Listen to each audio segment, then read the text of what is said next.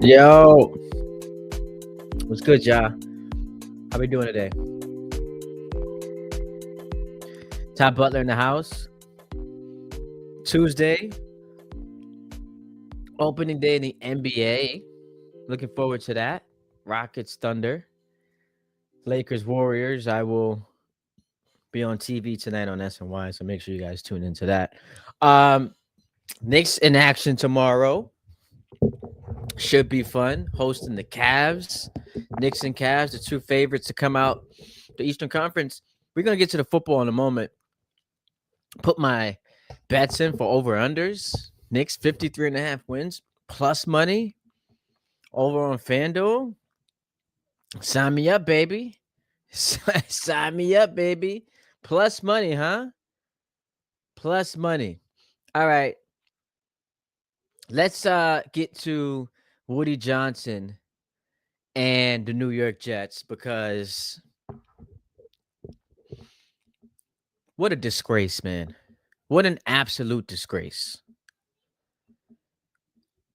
When you get to a point where you think it can't get worse and somehow it progressively gets worse, it just inspires a strong reaction.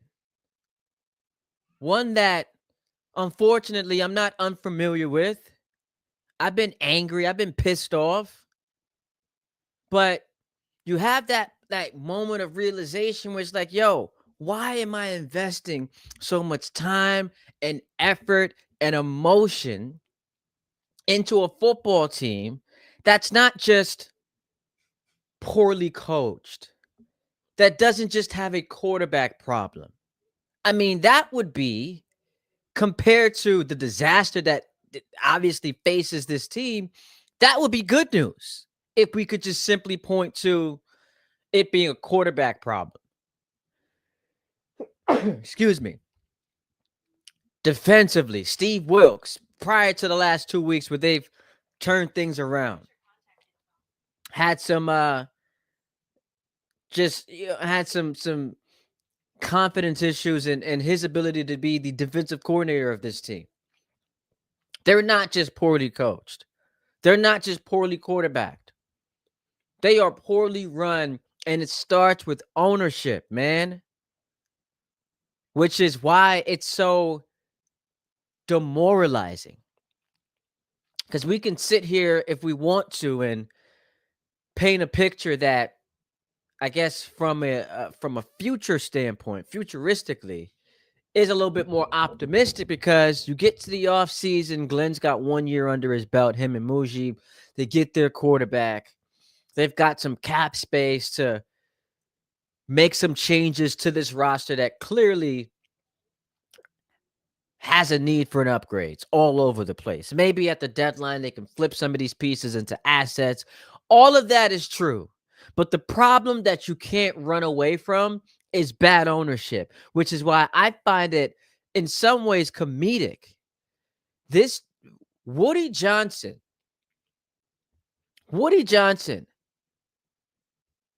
arrives at the Intercontinental Hotel. He's one of the latest owners to show up, according to Jet reporters. He gets swarmed. Obviously, the Jets, the joke of the league, the only winless team, they want to hear from Woody Johnson about a plethora of things. So when he's immediately upon being met by these reporters, first thing he says is, I don't really have any comments. Okay. Great. Then he talks for 7 straight minutes about everything with this team. And of course, he defends Aaron Glenn. I'm not going to excoriate him for that. He has to. You just hired this guy. You just turned over your entire organization to this dude. So it would be foolish and incompetent for you to get up there 7 weeks into the season and demean that man. Just wouldn't make sense. So he provided a rather glowing endorsement of Aaron Glenn And again, not surprising. You understand and you can disagree with it in terms of like your evaluation of the head coach. I certainly have my reservations. I've been highly critical of this man, but I don't expect his employer 7 weeks into an NFL season in year one to go out there and say, yeah, he ain't it. I don't anticipate that happening. But I did find it comedic because Woody says, I do believe in Aaron. If I were a player, I'd respond to him. There's no BS, there's no agenda. So I said, you know what? If there's anyone who knows football, it's Woody Johnson. So that is encouraging to hear the owner of the Jets pull up to the owners' meeting and says he's cool with what Aaron Glenn's doing. If he were a player, he'd run through a wall for him. That part makes a lot of sense. Here's what doesn't make sense. Here's what has to drive you crazy. When Woody Johnson, and I'm going to pull up the tweet just because I think in order for us to fully grasp the context and in order for us to paint the full picture, I want to see the words on the screen.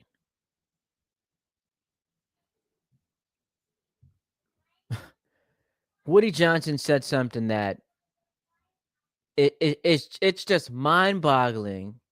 I'm going to pull it up for you. Just give me a moment, y'all. We're here working through it. I got y'all. Man. Here we go. It's a quote about Justin Fields, where, again, Justin Fields has been, you could argue, the worst earning quarterback in the NFL this year. And I understand why many of us feels like it's a waste of $30 million guaranteed. Like the fact that the fact that you wasted that money on him in a year where you thought you could win games, I think is an indictment of this entire operation.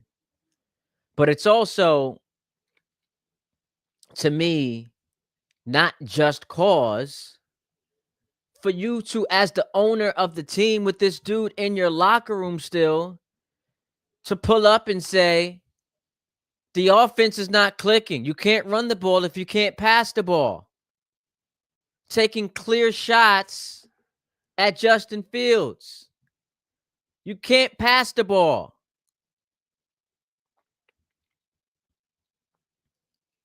It's just insane for the owner of the team to say that about his quarterback.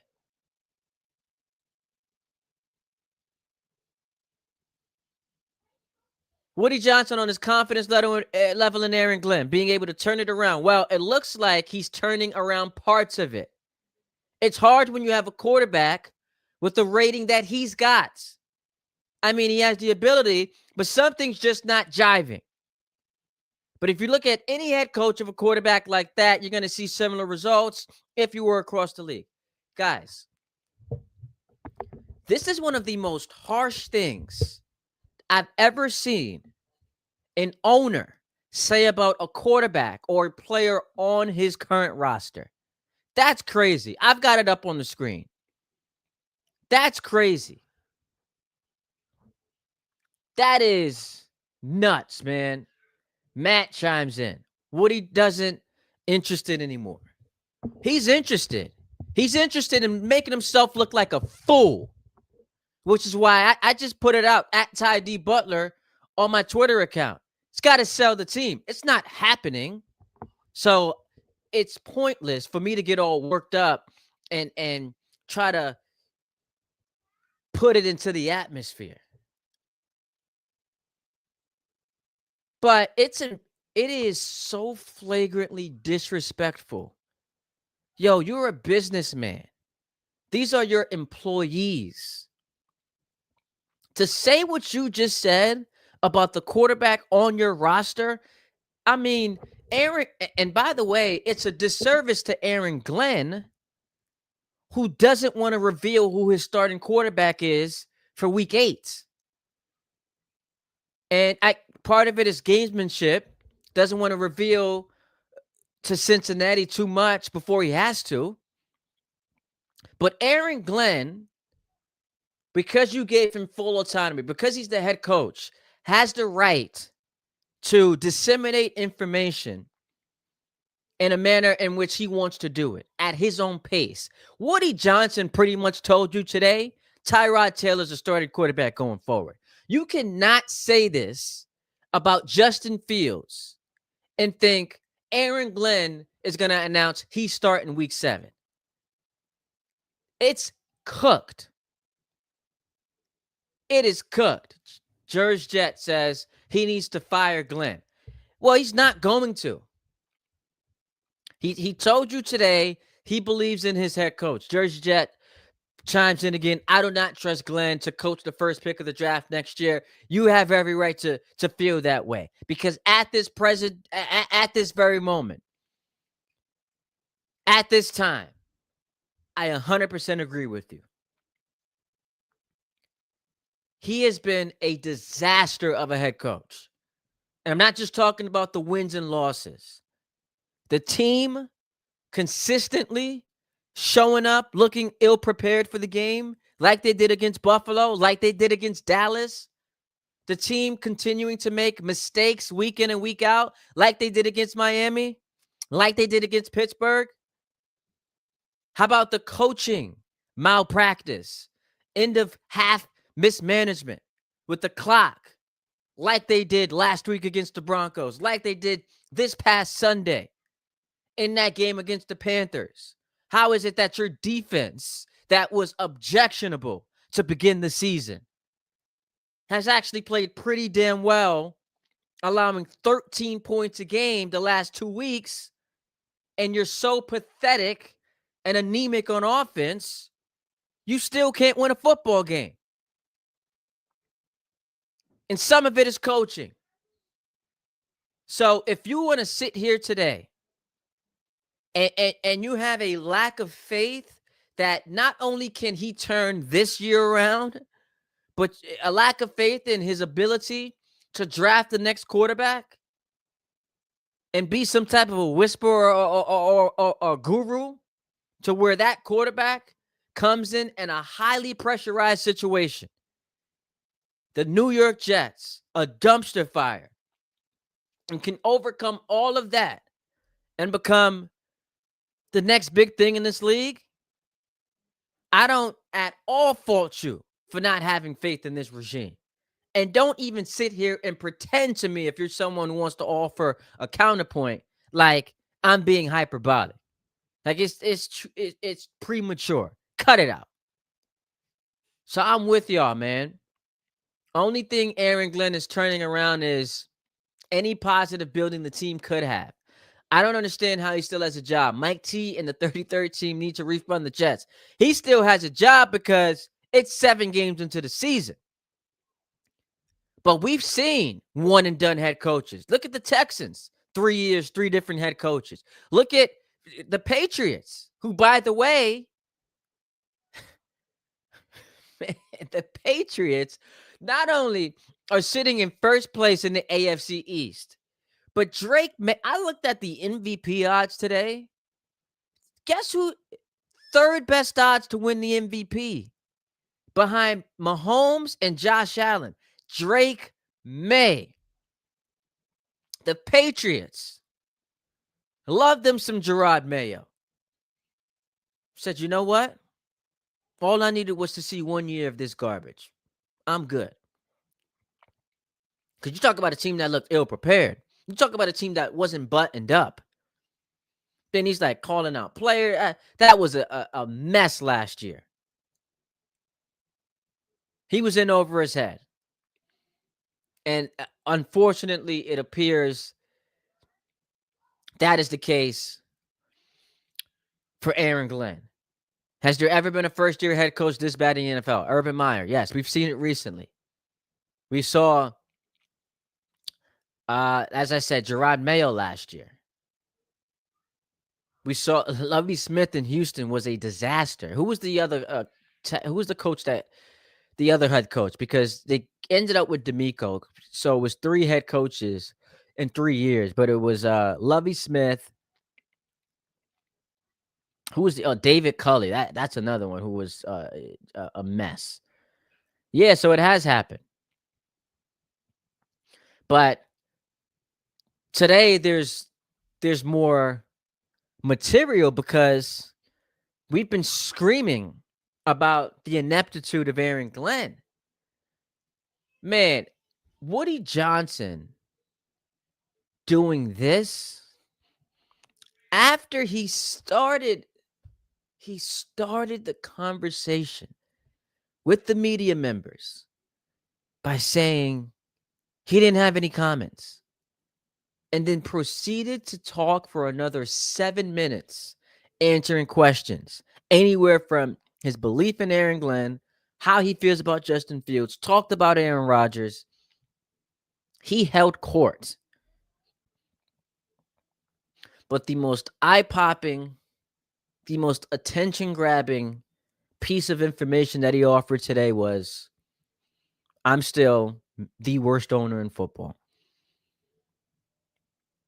That was prevalent. That was on full display. He's not quoted in saying this, but if you read everything that he said today, it basically was a big fat, I'm the worst owner in football. And I thought after Zach Rosenblatt and Diana Rossini put that scathing, just fiery piece out on him last year, where they talked about the kids' involvement and the Madden ratings and, just how sloppy he was, as far as, decision making and, personnel, how you wanted to weigh in on Tony Adams being benched and Aaron Rodgers being benched. Like, it was as heavy as a punch that you can throw to the owner of a football team. Scud missiles, head top, going at him. And silly me thought, hey, this actually might be a good thing because you're such an embarrassment. You're such a fool. And now that it has been publicized to this extent, to this degree, to this magnitude, maybe, just maybe, you have a look in the mirror moment and say, I've got to be better. How do I get better? Let's stop saying dumb things. How about we start with that? How about we have an honest conversation with ourselves and say, listen, I'm not a football expert. I'm not a guru. I'm going to, in my best way possible, hire the right people, get the hell out the way. I'm not talking. Today he comes out. It looks like he's turning around parts of it. He's talking about defense and special teams. It's hard when you have a quarterback with a rating that he's got. He has ability, but something is not jiving. So the something is not jiving part of it leaves it open for interpretation. Because something is not jiving could mean I have a very talented quarterback, except the coaching staff has not done its job in unlocking his fullest potential. That's what the something is not jiving part of it can be interpreted as. Except you get to the very next line, and he says, basically, give this quarterback to Belichick. Give this quarterback to Andy Reid, to Kyle Shanahan. Give this quarterback to anybody. Give this quarterback to whoever you consider to be the greatest head coach in NFL history. You're going to see similar results. That is I want to say jarring, but then you look at who we're talking about. Like the fact that this is where we are with the organization, embarrassment does not even begin to explain the feeling. It does not even begin to explain the feeling. Woody Johnson may as well have said, I'm the worst owner in the NFL. Because at least it would have been him being honest. Now, we got a lot of honesty today, but honesty that was counterproductive. How do you say this about the quarterback of your team? And the offset of that is Aaron Glenn's decision. We all thought it's in secrecy. He'll announce it when he wants. That was announced today by the owner. When the owner comes out and says this about the quarterback, he's not starting, man. He's not starting. And by the way, if I'm Justin Fields, I'm asking to be released. I'm asking to be traded because you just embarrassed him. You just embarrassed him. A week ago, Aaron Glenn was asked in that Broncos game, why did you not go to your bullpen? Why did you not go to Tyrod Taylor, bring him in at halftime? And one of the reasons he had was, I didn't want Justin Fields to be looking over his shoulder. And we thought Justin Fields should be looking over his shoulder because Tyrod Taylor was going to be behind him looking to take his spot. Who he should have been looking over his shoulder for was the owner of the team, who was about to publicly embarrass him and shame him,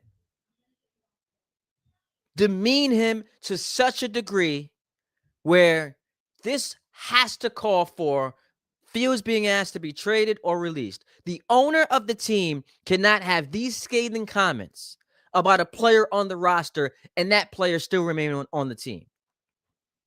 It's humiliating. It's embarrassing. How do you do that to this man? And again, I'm not defending Justin Fields because I think he's been awful.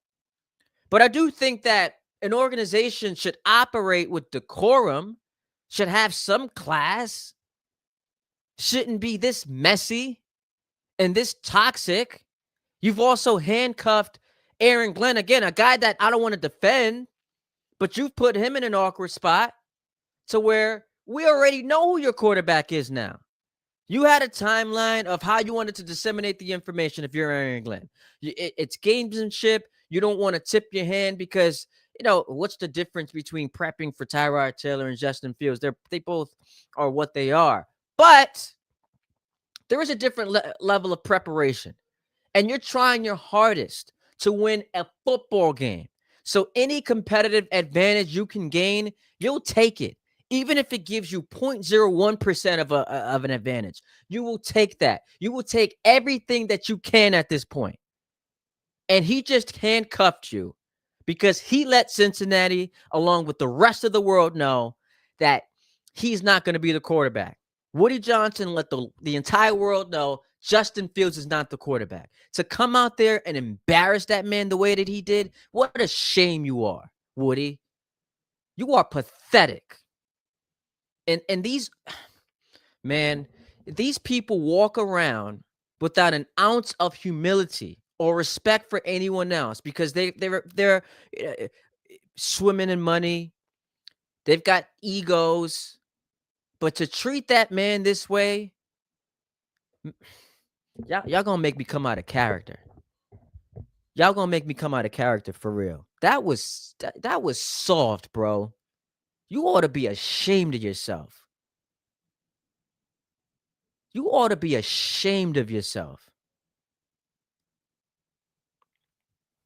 to talk about him like that.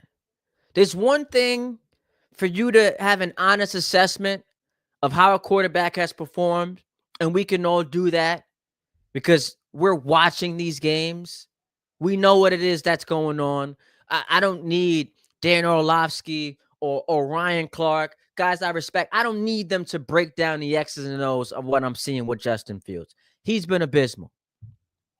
But to have the owner of the team hold court in a hotel and tell the world, if you look at any head coach of a quarterback like Justin Fields, you're going to see similar results if you were across the league. It's hard to win when you have a quarterback with a rating that he's got. Really, my guy? We could say that about you as an owner. Look at any head coach with an owner like that. That would have been better.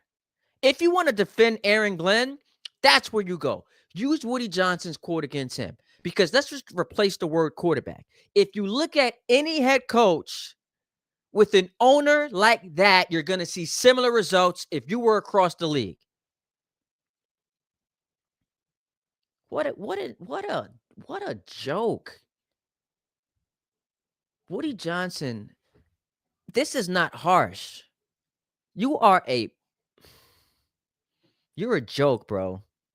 You are an absolute joke, and you should sell the team. Matt, I'll be honest, I'm turning 40 in December. I don't believe I'll ever see the Jets make the Super Bowl in my lifetime, especially as long as Woody or the Johnson family's there. Yeah, I was having a conversation with my father-in-law the other day, and I said the same thing, man. I'm 32 years old. It's crazy how even trying to prognosticate, like what, average age? What's the average age of a American male? Average age or average lifespan, life expectancy of American male, 78.39 years. So we're looking at another 22 32 years from my man Matt.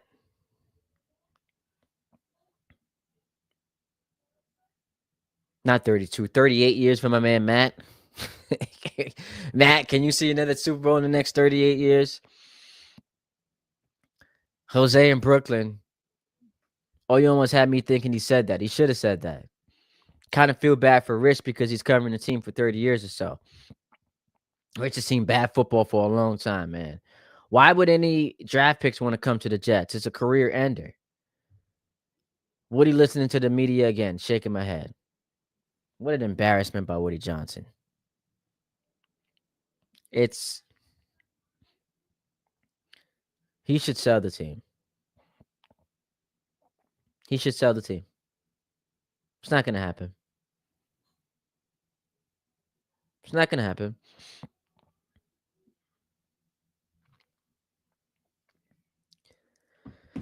Woody listening to the fans. Now, I like that he hears what the fans are saying. I have always subscribed to, you got to have a temperature on what your fan base, on how your fan base feels. I don't think that should dictate big time decisions. That is the mark of a poorly run franchise. If you're allowing fans who are screaming to provide you with a blueprint on how you should operate, I think that's a sign of a bad franchise. But I also think it's important to, again, use that as a barometer just to know what's going on within the fan base, because those are the paying customers. We're talking about the season ticket holders. We're talking about people who are investing hard-earned money into this product that for 15 years hasn't been able to make the playoffs when 7 teams in each league go. I mean, the Browns. We laugh at the Browns. The Browns with Joe Flacco made the playoffs. The Cleveland Browns. Think about, the Giant fans who are frustrated and have had it with Brian Dable. They made the playoffs with Daniel Jones, who's balling out there in Indianapolis. But with Daniel Jones, the Giants made the playoffs. The Dolphins, as bad as they are, and Mike McDaniel's going to get fired, and maybe Tua's going to be done in Miami. As bad as the Dolphins are right now, they've made the playoffs. I mean, we go through all the teams that we just consider to be jokes. Jerry Jones and the Cowboys, Micah Parsons. They make the playoffs. Washington with a rookie quarterback was in the NFC Championship game last year. with a rookie quarterback. We can go through all the teams, man, that we consistently laugh at. Yo, the Titans. The Titans. Feels like a minute ago with Derrick Henry and Mike Vrabel. The Titans in this 15-year period made the playoffs. The Jags, they made the playoffs. And the Titans had the number 1 seed one year.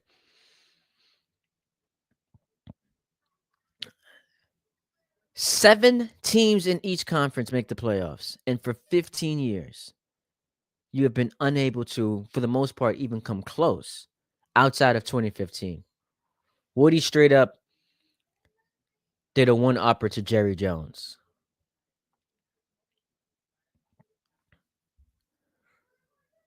Giant fans, while right to be angry, never experienced this. Yeah, Giant fans, I never buy into the, because like this happens with the Yankees and the Mets. Like Yankee fans getting upset and Mets fans, oh, you have no right to be upset. You make the playoffs every. So everyone has a right to be upset.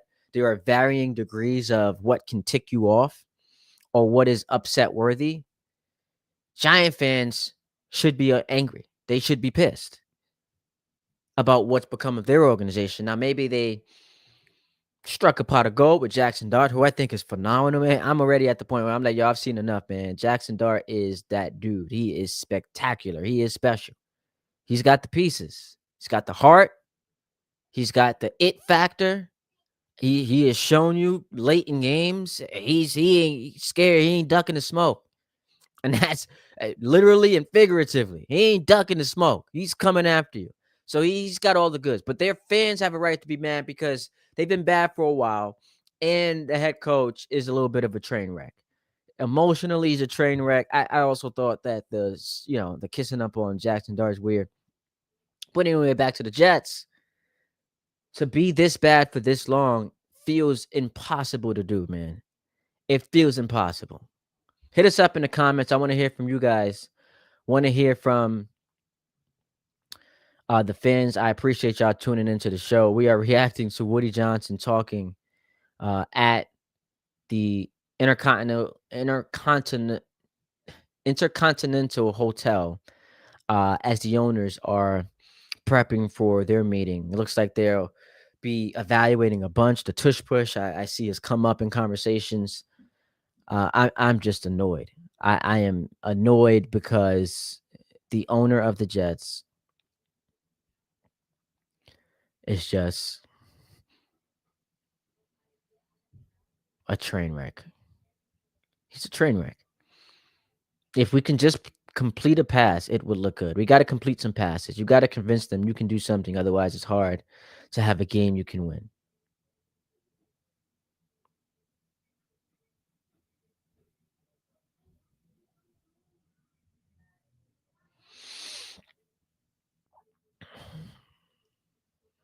All right, Woody Johnson, another quote. This comes to us courtesy of Zach Rosenblatt. Woody Johnson on what he would say to the fans that have lost hope. If you're a true Jets fan, that's not a question you ask. They've been at it for a long time. They know exactly what's going on. I think they're the smartest fans in the world because they know what's going on. Yeah. What they know that's going on is that they have a team they root for with the worst owner in sports. So the idea that if you're a true Jets fan, you don't ask about losing hope is so ridiculous. Almost every quote he gave today was horrendous. Ironically enough, the best thing he said today was he continues to stand behind Aaron Glenn. And I say it's ironically enough because I'm not an Aaron Glenn guy. I was not too fond of the hire to begin with. I just didn't want to go with a defensive coordinator. And he came in here talking really crazy, like, being combative with the media. I didn't love that. But I do understand and I appreciate 7 games into a season when being asked to evaluate your head coach saying, nah, I still trust and believe in him.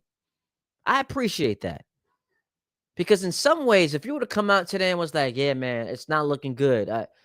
he's on the hot seat. Then I'm just like, dog, you're just a circus. You're a circus. And it's counterintuitive because I'm saying that as a fan and as a media member that I don't think this is going to work out. But I don't think the guy who hired him a month and a half into the season should be saying that.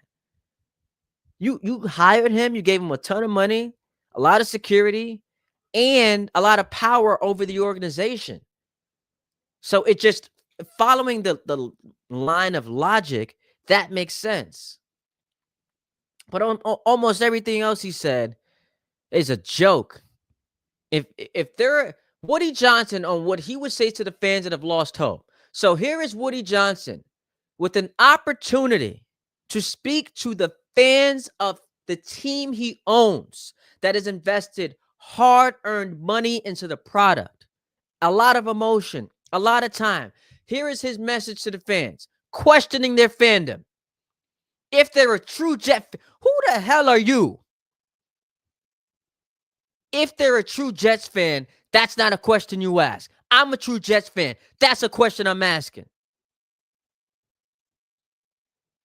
You get an opportunity as your team looks as dysfunctional as ever, embarrassing themselves in standalone games. Your coach just looks overwhelmed and completely overmatched. So you now have an opportunity to, through the media, talk to your fan base that is losing some hope as anyone would, naturally. Only winless team in the NFL. Haven't scored a first half touchdown in 6 games. So here's your chance to talk to those fans. And the first thing you do is you question their fandom. If they're a true Jets fan, that's not a question you ask. Here's the owner of the New York Jets, a certified fool. And I say that with no due respect. Just a classless embarrassment to the entire profession, and someone who, if he were smart, would sell the team. This ain't for you, my guy. This, sometimes like you have, whether it's a job or a situation you're in, and you're just like, yeah, this is not for me. This ain't for you, my guy. This ain't for you. This ain't for him. It's just not.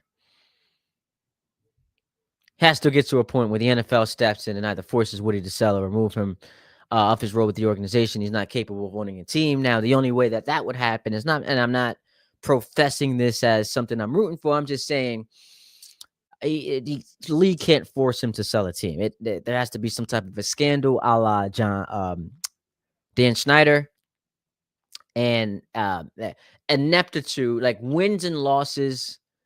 Having a bad win-loss record is not like enough ammunition for a league to force you to sell your team. That's just not going to happen. How can there be any morale in that locker room after everything he said? It can't be. He's shredded. He's shredded the locker room. Even if you're not a believer in Justin Fields, the fact that the owner can come out and say something like this unprompted, and I say unprompted because you started the conversation by saying, yo, I've got nothing to say to y'all, and then went on for another 7 minutes. Jose in Brooklyn, as a Jets fan, I'm annoyed because it's bad optics, but I think the only way Woody is stepping in to take the arrows for Aaron Glenn is that the media is locked in on him. I don't have a problem with him, the employer, a month and a half into the season deciding, you know what, the guy who I literally just hired this past summer, I think he's going to be fine. I don't have a problem with that. In fact, I expect that. I appreciate it because it would, like, if you do the inverse, it's foolish for him to come out and be like, yo, man, I'm gonna be honest. I think I made a mistake. Like, it's like, to me, it's what fans might want, but it's unrealistic, and I also think it's counterproductive. Like, you just hired this dude, so as much as we're coming down on him, we're criticizing him, the fans have had enough. The guy who hired him should not be that premature in a negative assessment. Like that would be crazy. The media's people love blaming the media for just everything. We see it happening in Washington D.C. The media has a job to do. The media is not holding your water, my guy. Like you got to call it how you see it. When the team is trash, team's trash. You got to call it how you see it. So people run with these narratives. Oh, the media is out to get this person and that person. They're 0-7. The Jets have as many wins right now through a month and a half of the season as the New York Knicks, who don't start their season until tomorrow night. The New York Knicks are going to win a basketball game before the Jets win a football game. And the Jets had a month and a half head start. Yo, how crazy is that? This is what we're talking about. I mean, if you're running this race with how do I become quite literally the worst owner in sports, my man, you're at like a sub 58, a sub 5.5 minute pace. You about to set a world Guinness record, my G. This is bad. This is bad. I mean, thought it could be terrible. Didn't think it would be this bad. That's my takeaway. That's my takeaway. All right, y'all. I appreciate you joining the show. Make sure y'all hit me up. Follow the page on X at Ty D Butler. Get it popping on the YouTube page. Subscribe to the channel at Ty D Butler. Hit me up on Instagram as well. Get the TikTok rolling. Matt, he's excited for the next season. My friend Carl is going to go off this year. Cat, man, top 15 player in the league. I didn't think that you could have scripted a better first year for him in a Knick uniform. I know the foul trouble was an issue. Sometimes he disappeared in big games, and then defensively, like there are some flaws. There are some clear flaws, but as far as what he did in the first year for this team, and we're going to have a lot of time to get into basketball. I'll be on here tomorrow talking hoops with you guys. The fact that he was able to be as great as he was, and I mean, that game 4 performance against the Pistons, where he brought them back, hit that deep 3, the turnaround, the and 1, the Cat was balling. You should be very, very excited if you are a Knick fan, because this is the highest level of expectation you've had since maybe Prime Ewing. And you can say 2012, they won 54 games. 2012, the Heat, it was like no one in the East were going to beat Miami. So you have all the reason in the world to be excited. Knicks open tonight, tomorrow. Let's go. Yeah, we'll break it down. I'll be on, for those of you guys who listen to ESPN New York, I'm going to be on after the Knicks game tomorrow night. So following the post-game show, after the Knicks take on the Cavs, I will be on the radio, ESPN 880. Download the ESPN New York app. I will be on live. I'm probably going to hop on the stream right before the radio show because there's a post-game show. So I'll hop on a stream here, and then after that, in this stream, go right onto the radio and take y'all to midnight. So make sure you tune in for that. Ty D Butler, that's where you can find me on Instagram, on X, and on YouTube. Holla at your boy. I'll talk to you guys later.